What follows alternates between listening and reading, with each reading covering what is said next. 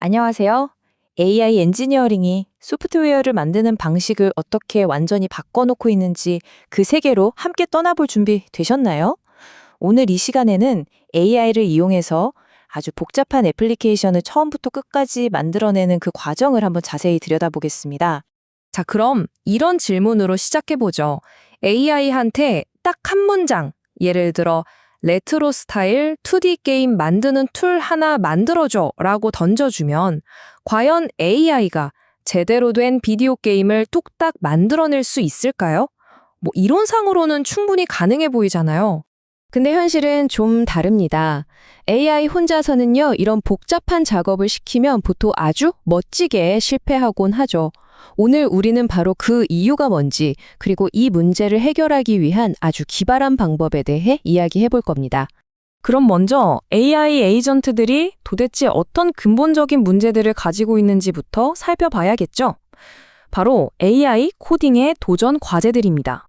AI가 왜 이런 긴 프로젝트를 자꾸 망치는 걸까요? 주된 이유는 크게 두 가지입니다.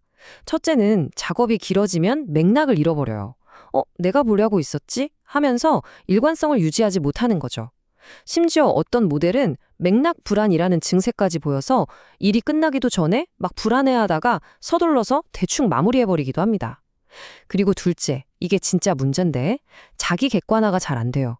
우리가 보기에는 분명히 문제가 많고 평범한 결과물인데도 와, 나 정말 대단한 걸 만들었어 하면서 스스로를 아주 자신 있게 칭찬한다는 거죠. 자, 그럼 이 문제들을 어떻게 해결할 수 있을까요? 그 해답은 바로 역할을 둘로 나누는 데 있습니다.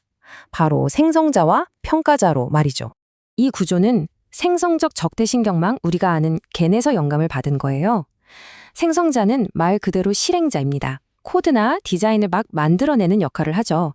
아주 창의적이지만 자기가 만든 결과물에 대해서는 좀 관대한 편이에요. 반면에 평가자는 아주 냉정한 비평가입니다. 엄격한 잣대를 들이대면서 생성자가 만든 걸 채점하고 이 부분은 이렇게 고쳐야지 하고 아주 구체적인 피드백을 주는 거죠. 이 둘이 계속해서 티격타격하면서 결과물의 퀄리티를 극적으로 끌어올리는 겁니다. 이 시스템이 실제로 어떻게 돌아가는지 첫 번째 사례를 한번 볼까요? 디자인처럼 좀 주관적인 영역에 이건 적용해서 AI한테 소위 말하는 좋은 취향을 가르치는 과정입니다. 좋은 디자인이라는 게 사실 되게 애매하잖아요. 그래서 이걸 AI가 평가할 수 있도록 4가지 구체적인 채점 기준을 만든 거예요.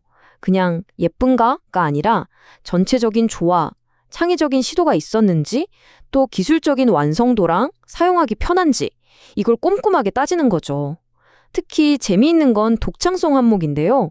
어디서 본 듯한 뻔한 AI 스타일 디자인에는 오히려 감점을 줘서 더 과감한 시도를 하도록 유도했습니다. 실험 대상은 네덜란드 미술관 웹사이트 만들기였어요. 처음에 평가자의 피드백 없이 생성자 AI 혼자 만들게 했더니 기술적으로는 흠잡을 데 없지만 어딘가 좀 뻔하고 예측 가능한 디자인을 내놨습니다.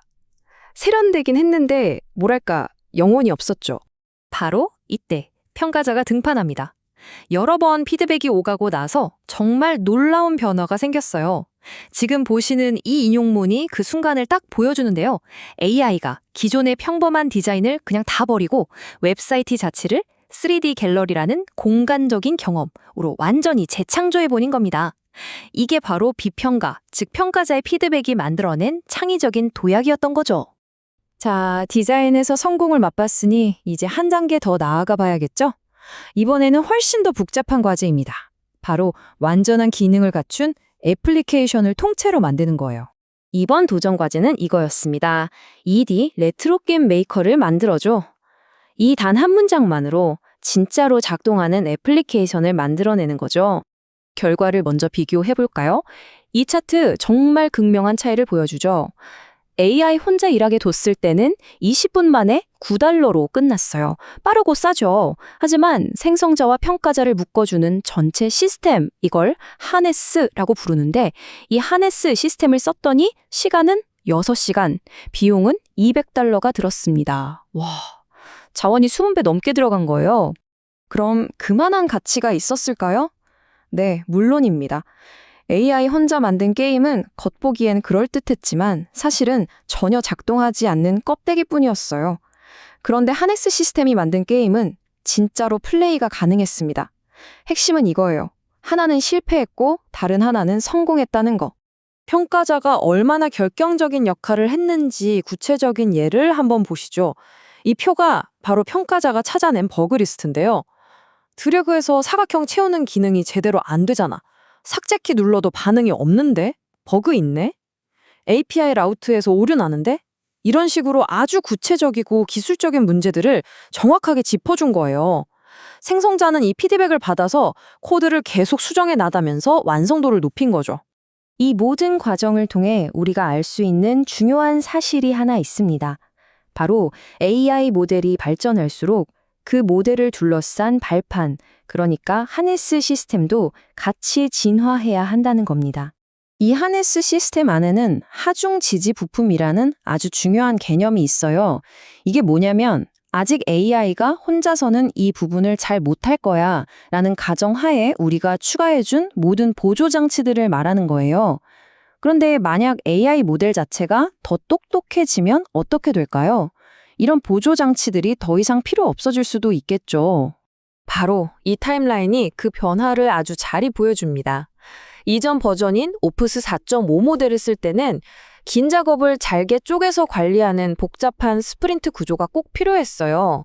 하지만 더 발전된 오프스 4.6 모델은 스스로 긴 작업을 처리하는 능력이 좋아져서 이 복잡한 구조를 아예 빼버렸는데도 결과가 더 좋게 나왔습니다. 모델이 똑똑해지니까 발판은 오히려 더 단순하고 효율적으로 변한 거죠. 자, 이제 슬슬 마무리해볼까요? 이 모든 이야기는 결국 AI 엔지니어링의 미래가 어디로 향하고 있는지를 보여주는 겁니다. 이 인용문이 오늘 이야기의 핵심을 정확히 꿰뚫고 있습니다. 더 좋은 AI 모델이 나온다고 해서 이런 하네스 엔지니어링이 쓸모 없어지는 게 아니라는 거예요. 오히려 우리가 도전할 수 있는 과제들의 최전선이 더 높은 곳으로 이동하는 겁니다. 더 강력해진 모델에 더 정교한 하네스를 결합해서 예전에는 상상도 못했던 훨씬 더 복잡하고 위대한 일들을 해낼 수 있게 되는 거죠. 그렇다면 마지막 질문은 이겁니다. 오늘 우리가 본 것처럼 올바른 발판과 날카로운 비평가를 갖춘 AI는 과연 다음에 어떤 놀라운 일들을 해내게 될까요? 어쩌면 완벽한 음악 작곡 프로그램일 수도 있고 신약을 개발하는 시뮬레이션일 수도 있겠죠. 혹은 우리가 아직 상상조차 하지 못한 완전히 새로운 무언가일지도 모릅니다. 그 가능성은 이제 우리의 상상력에 달려 있습니다.